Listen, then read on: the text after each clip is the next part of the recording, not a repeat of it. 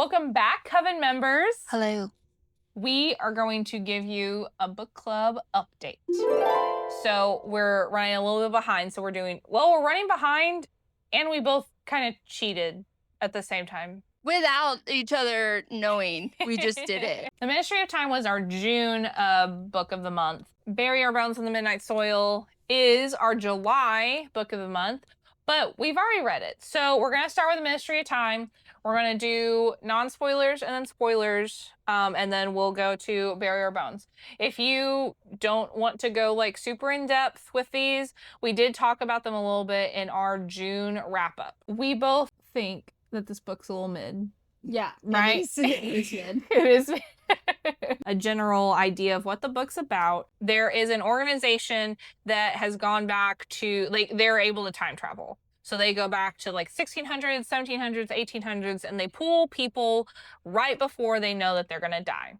And there are people within this organization that gets paired with these people that were brought back from time or back in time, and they kind of help assimilate them into modern day. And it just kind of goes about the intricacies of what that means, of what it looks like. What would it look like? Well, imagine like if we got plucked from 2025 and got moved to like 2099. Are you telling me I'm going to die? Yeah. I would actually be excited. That sounds morbid, but I meant like I would be excited to go and see 2099. So Graham Gore is the main person that we're following, that was brought back in time. And then our main character who doesn't have a name. We'll call her No Name. It's the main character and her relationship with Gore. And there's other characters that come in and out. And of course, there's some conspiracy within the actual organization itself. I don't know what else to say without spoiling stuff. Except for that we love Graham. We do. Or I love Graham. Yeah. Yeah. Mm-hmm. I mean, he's a little like in the stuck in his times, but he was from like the 1800s, right? He was from 1800s. Yeah. So obviously he's a little like women should know their place and you can't live with me. That people will think of you. Mm-hmm. Honestly, my mom is still stuck in those times, but that's okay. Love you, Mom. But he's cute. He starts to enjoy smoking and learning how to wash clothes with a washing machine and Spotify. He's just cute. Well, one thing that I had a hard time connecting with the main character, and there is a bit of romance between the main character and Gore. It definitely seems one-sided up until like something happens. To me, it just kind of, to me, she was kind of like, oh yeah, I like him now.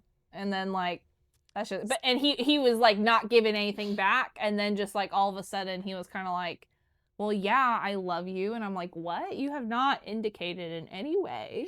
The tension was not there. No tension whatsoever. Yeah. I loved him just because he was funny and like out of place, and you just, I don't know, you just kind of like grew to like him. But them convincing me that they were like in a relationship and that they just loved each other was just weird. I did like the camaraderie that he had with the other people that were brought back in time. The other expect. And like then all of a sudden one of the main characters like coworkers just like comes up dead.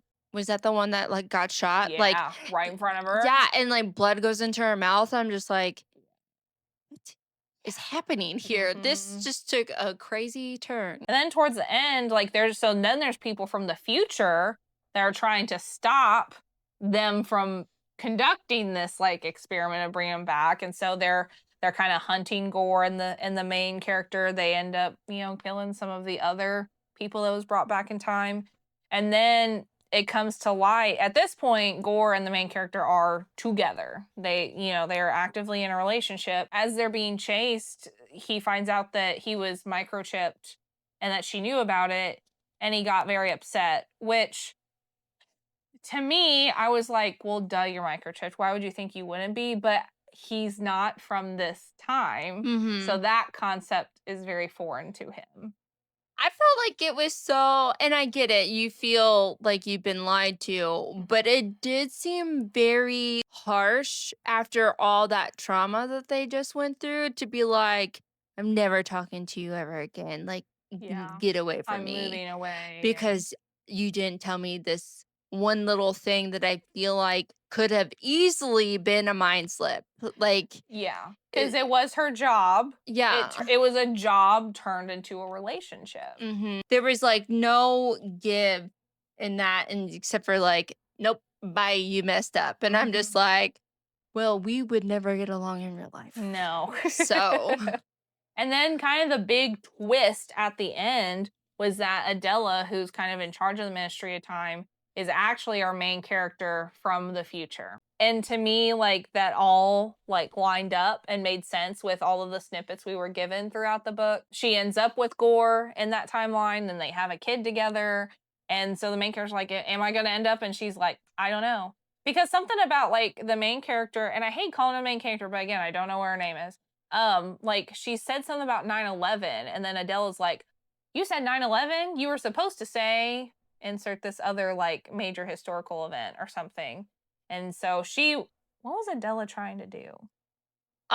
to get all to keep all the expats safe and from the world, and her future was like messed up and like, Mm, right, it was like yeah. destroyed or something like that, and so she was just trying to right the wrongs and stuff that had happened that they had done Hmm. along the way. To me, it was like a lot of not much.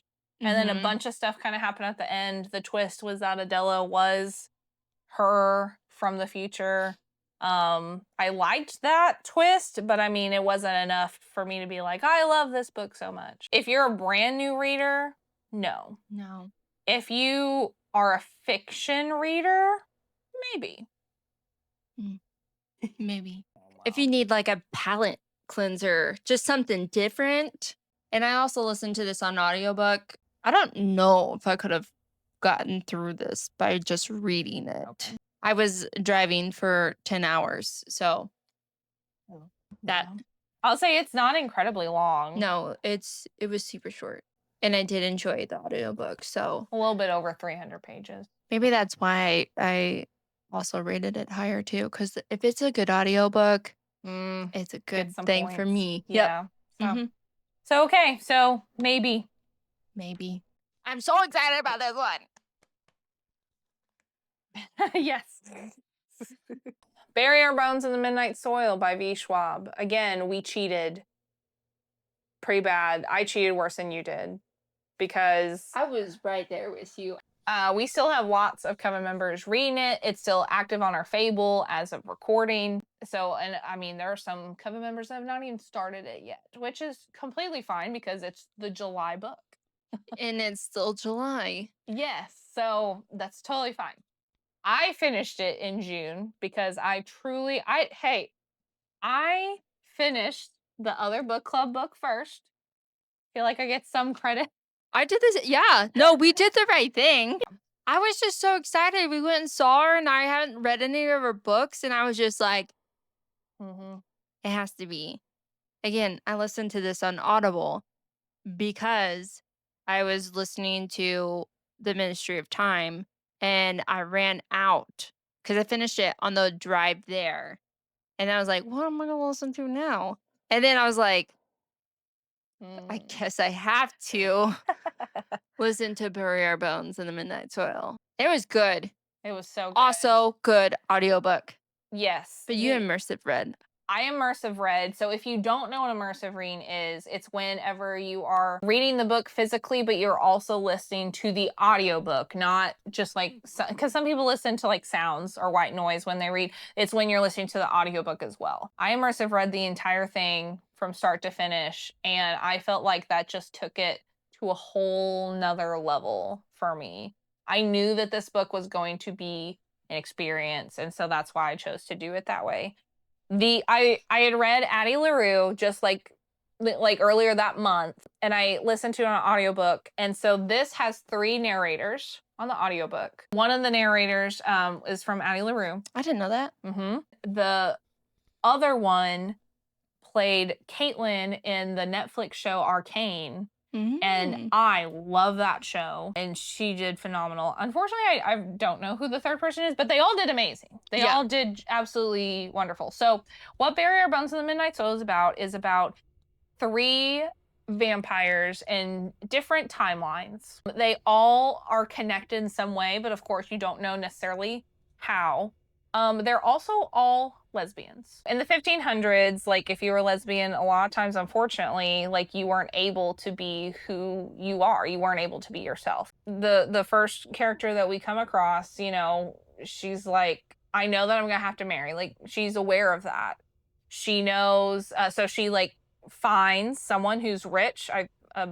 She becomes a viscountess. I think he's a viscount or something like that. Yeah. And she's like, yep, I'm gonna get out of my dirt town. We're gonna do this thing. We're gonna do this thing. And then she realizes that she was just married to be a vessel for a child, and she didn't like that. She asks about her pleasure, and he's like, your pleasure is of no consequence. Your pleasure is what makes me pleasurable. Yeah.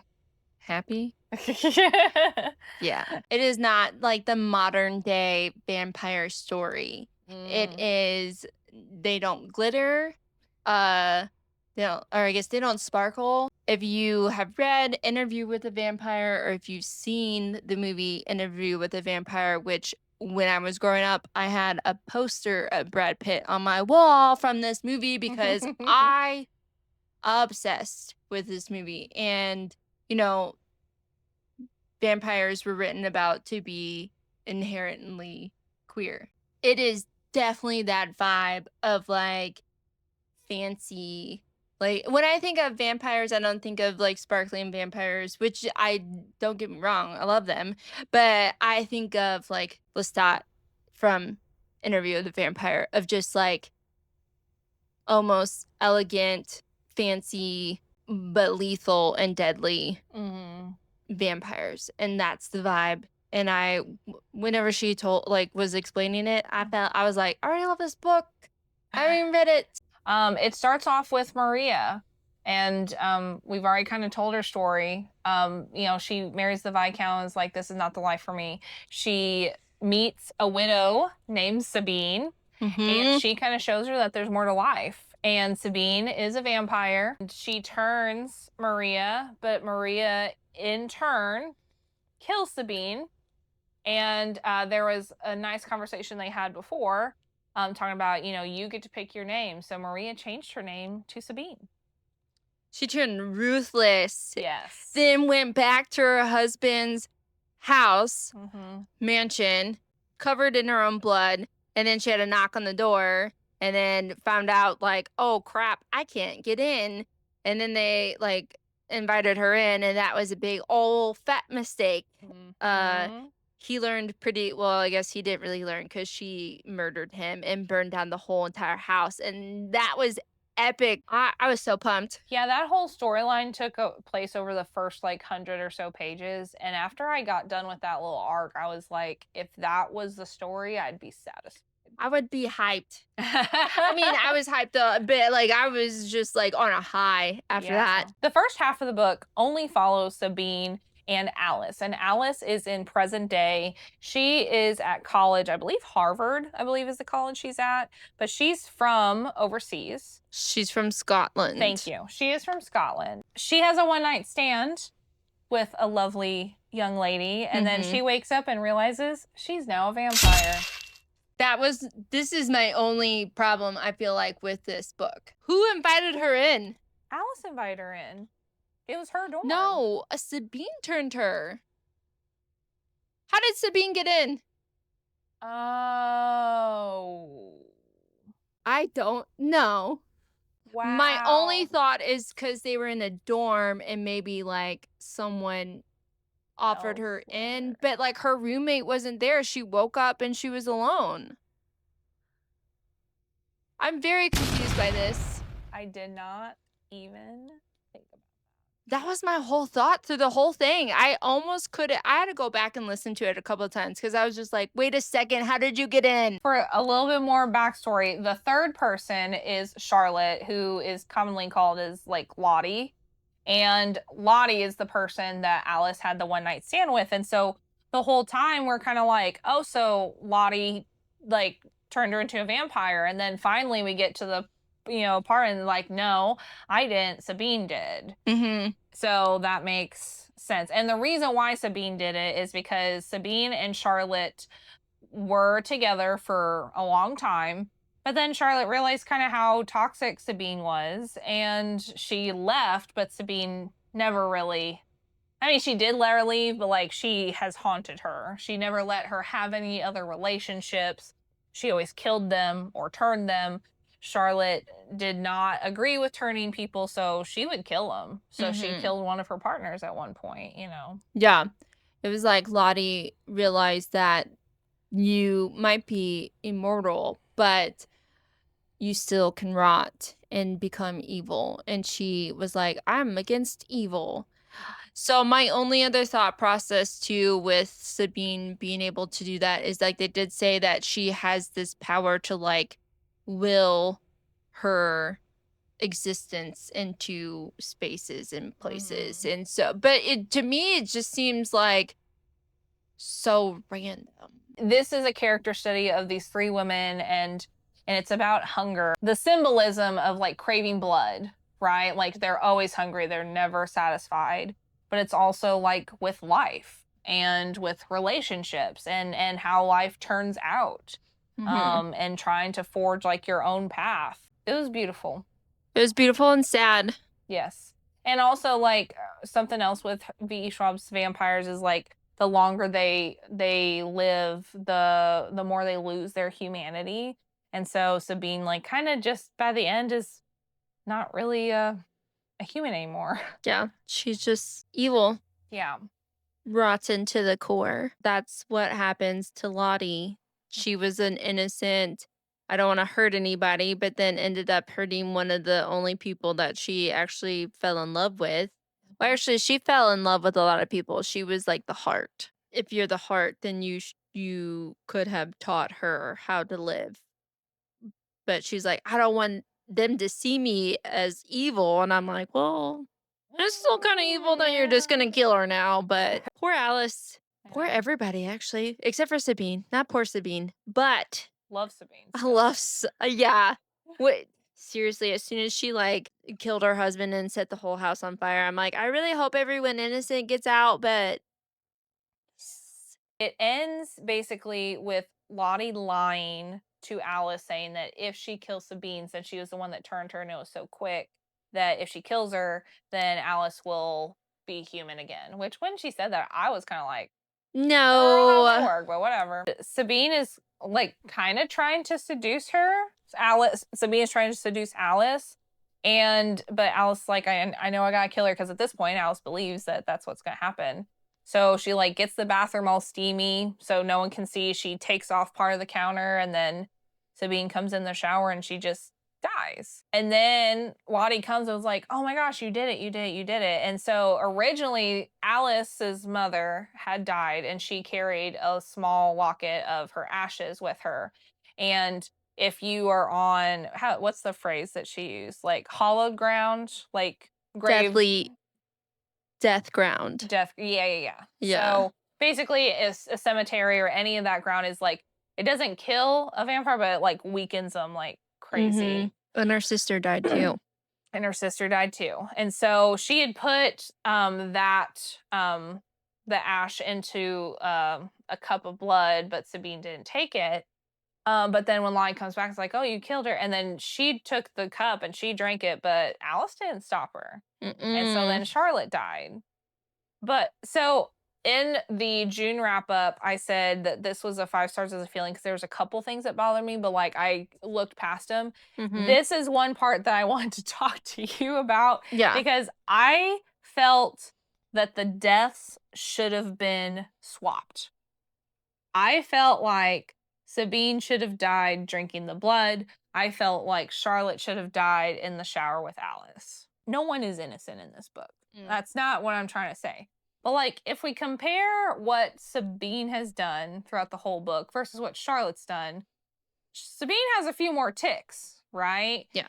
And I also feel like Sabine was smarter than that. To me, Mhm. that felt like a very, like, not the smartest move to go in there with Alice.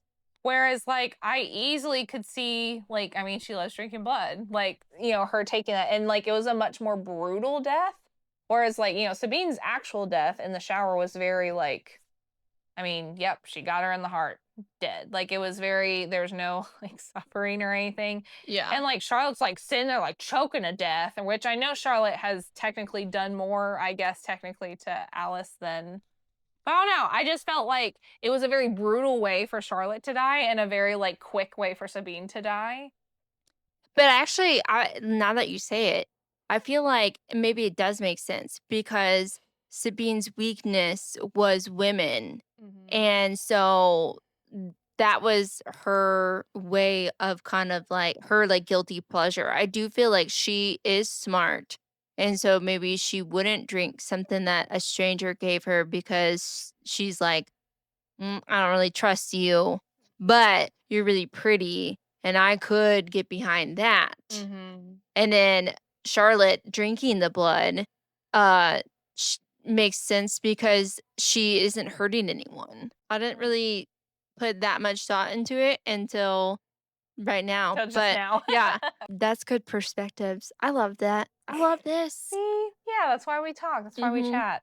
Yeah, I guess like just the brutality of the deaths, I guess, seemed flip-flopped to me given everything that they had done. Mhm. But I guess like if we're strictly going from Alice's perspective, I know that Sabine's the one that turned her, but like it was all Charlotte's fault. Yeah. You know, like because she even said at one point, "You knew that if you slept with me, that Sabine would come after me." Mhm. You know. Yeah. She got slappy. She again, she just like leads with her heart and she just wants love and for someone to love her and then she's like, "Surely she'll give up on me." Girl, she's got nothing but time. All right, so that is our book club books, our update on our book club books. The next one for August is Project Hail Mary. It was Sarah's pick. Finally. Finally. I just needed to get out of the whole fantasy world for a little bit. I'm excited to read it. Mhm. We'll come back with an update for that. And follow along on Fable if you want to read along. We'd be happy to have you there. All right, thanks. See ya. Bye.